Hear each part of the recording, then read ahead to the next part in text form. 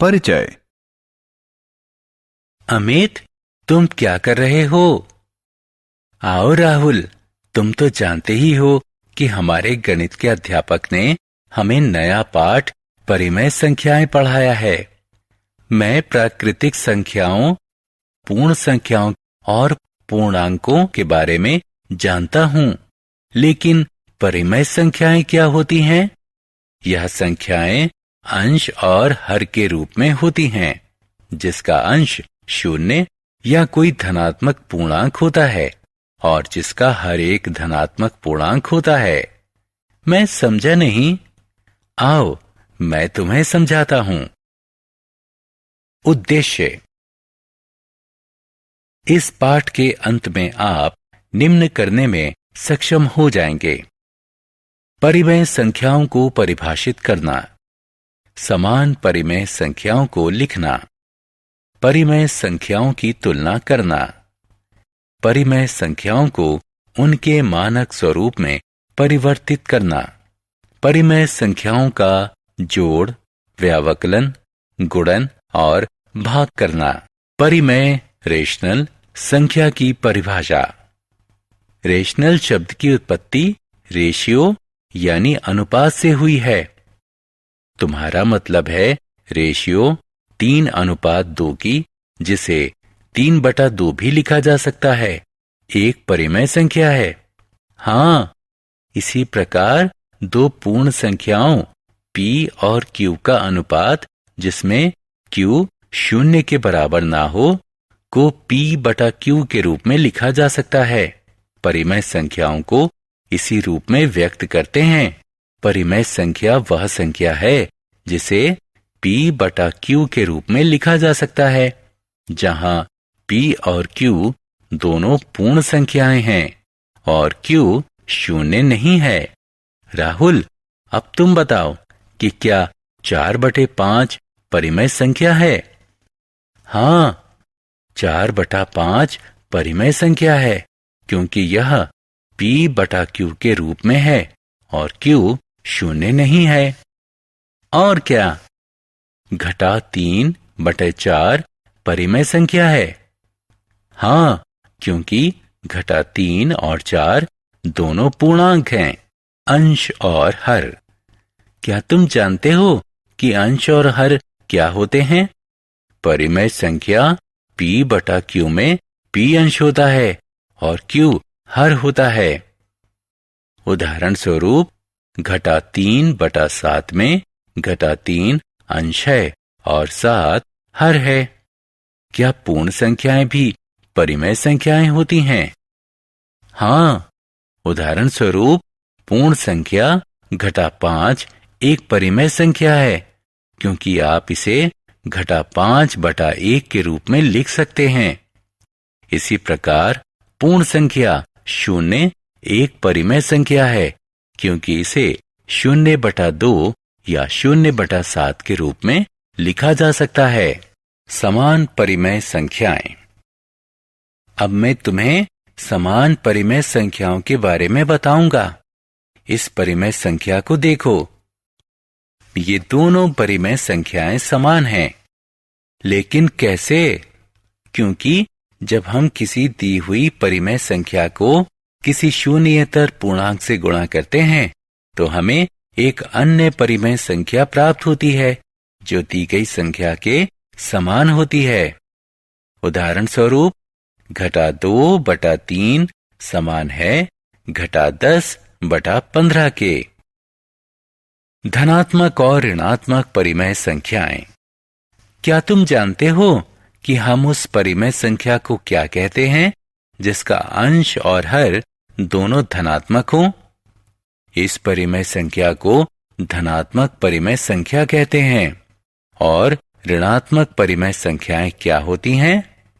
जब अंश एक ऋणात्मक पूर्णांक होता है और हर एक धनात्मक पूर्णांक होता है, जैसे 4/7। हम परिमेय संख्या को संख्या रेखा पर किस तरह निरूपित करते हैं? इस संख्या रेखा को देखो। शून्य के दाहिनी तरफ के बिंदुओं को धनात्मक पूर्णांक कहते हैं और शून्य के बाईं तरफ के बिंदुओं को ऋणात्मक पूर्णांक कहते हैं। आओ इस रेखा पर 1/2 का निशान लगाएं। 1/2 शून्य और 1 के बीच स्थित होगा और घटा 1/2 शून्य और घटा 1 के बीच स्थित होगा। मानक रूप। इस कथन को पढ़ो। किसी परिमेय संख्या के उस रूप को मानक कहते हैं जिसमें इसके अंश और हर दोनों धनात्मक पूर्ण संख्याएं हों और अंश एवं हर में एक के अतिरिक्त कोई अन्य समान गुणनखंड ना हो। क्या ये सभी परिमेय संख्याएं मानक रूप में हैं? हाँ, क्योंकि इनके अंश और हर का एक के अतिरिक्त कोई समान गुणनखंड नहीं है। और यदि कोई परिमेय संख्या मानक के रूप में नहीं है तो उसे मानक रूप में परिवर्तित किया जा सकता है। उदाहरण स्वरूप 45/30 मानक रूप में नहीं है।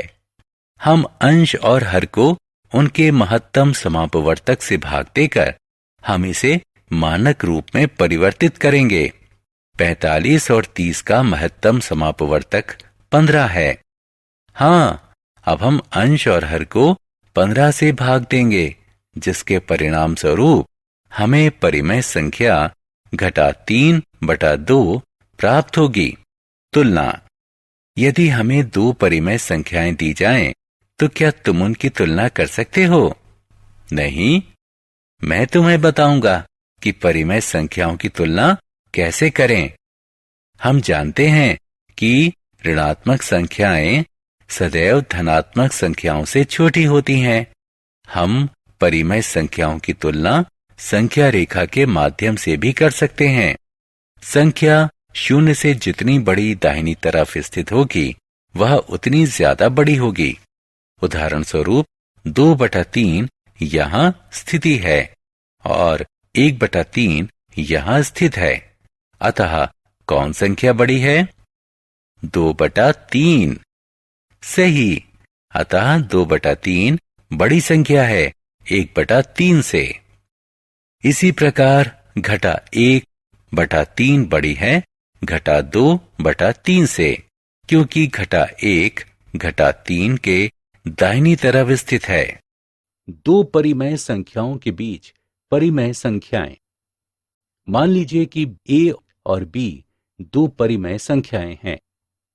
लघुत्तम समापवर्त्य यानी एलसीएम लेकर दोनों भिन्नों के हरों को एक ही हर में परिवर्तित कीजिए। अब यदि अंशों के बीच कोई संख्या है तो उनके बीच एक परिमेय संख्या है। यदि उनके अंशों के बीच कोई संख्या नहीं है तो उनके बीच परिमेय संख्या प्राप्त करने के लिए उनके अंशों और हरों को 10 से गुणा कीजिए। और अधिक परिमेय संख्याएं प्राप्त करने के लिए 100, 1000 आदि से गुणा कीजिए। उदाहरण के लिए 3/4 और 4/5 के बीच परिमेय संख्याएं ज्ञात कीजिए। मान लीजिए कि a बराबर 3/4 और b बराबर 4/5 है। हर 4, 5 का लघुत्तम समापवर्त्य यानी एलसीएम 20 है। अतः हम निम्नानुसार a और b को लिख सकते हैं। a बराबर 3/4 गुणा 5/5 बराबर 15/20 और b बराबर 4/5 गुणा 4/4 बराबर 16/20। 15/20 और 16/20 के बीच परिमेय संख्या ज्ञात करने के लिए हमें अंश और हर को 10 से गुणा करना होगा। तो हमारे पास है 15/20 गुणा 10/10 बराबर 150/200। 16/20 गुणा 10/10 बराबर 160/200। इसलिए 150/200 और 160/200 के बीच की परिमेय संख्याएं 151/200, 152/200, 153/200, 154/200, 155/200, 156/200, 157/200, 158/200 और 159/200 हैं। जोड़। क्या हम परिमेय संख्याओं को जोड़ सकते हैं? हाँ, यदि दो परिमेय संख्याओं के हर समान हैं, तो हम सिर्फ उनके अंश को जोड़ देते हैं।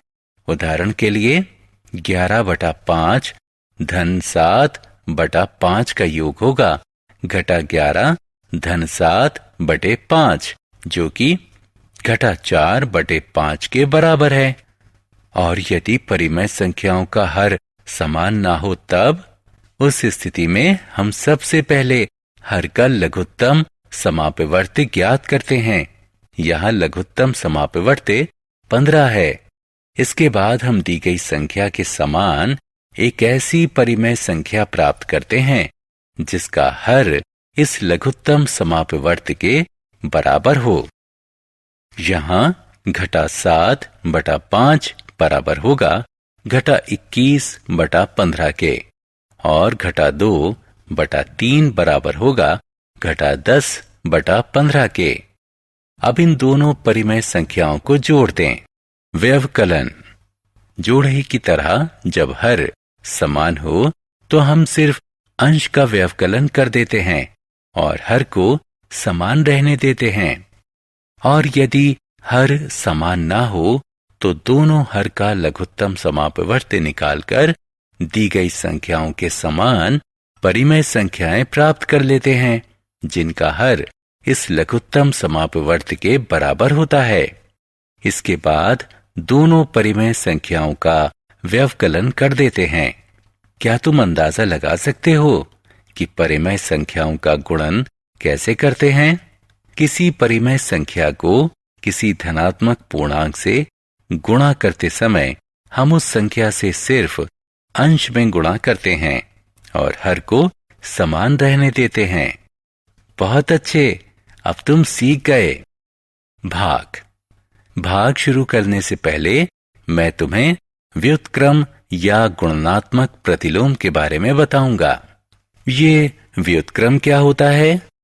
आओ एक उदाहरण से समझें। 2/7 का व्युत्क्रम 7/2 है। 7/9 का व्युत्क्रम 9/7 है। ठीक है, समझ गया। घटा 5/4 का व्युत्क्रम 4/5 है। सही। अतः जब हम एक परिमेय संख्या को दूसरी परिमेय संख्या से भाग देते हैं तो हम एक परिमेय संख्या को दूसरी परिमेय संख्या को व्युत्क्रम से गुणा कर देते हैं। सारांश। आइए हमने जो कुछ सीखा है उसे संक्षेप में दोहराएं। वह संख्या है जिसे P/Q के रूप में लिखा जा सकता है, जहां P और Q दोनों पूर्णांक हैं और Q शून्य नहीं है। परिमेय संख्या कहलाती है। यदि किसी दी गई परिमेय संख्या के अंश और हर को किसी शून्येतर पूर्णांक से गुणा या भाग करते हैं तो हमें एक अन्य परिमेय संख्या प्राप्त होती है जो दी गई संख्या के समान होती है। जब अंश और हर दोनों धनात्मक पूर्ण संख्या हों तो यह धनात्मक परिमेय संख्या होती है। जब अंश या हर ऋणात्मक पूर्ण संख्या होती हैं तो यह ऋणात्मक परिमेय संख्या होती है। दो परिमेय संख्याओं के व्यवकलन के लिए हम जिस संख्या को घटाते हैं उसके योज्य प्रतिलोम को उस संख्या से जोड़ देते हैं। दो परिमेय संख्याओं का गुणा करने के लिए हम उनके अंश और हर का अलग अलग गुणा कर देते हैं और उनके गुणनफल को क्रमशः अंश और हर के स्थान पर लिख देते हैं। किसी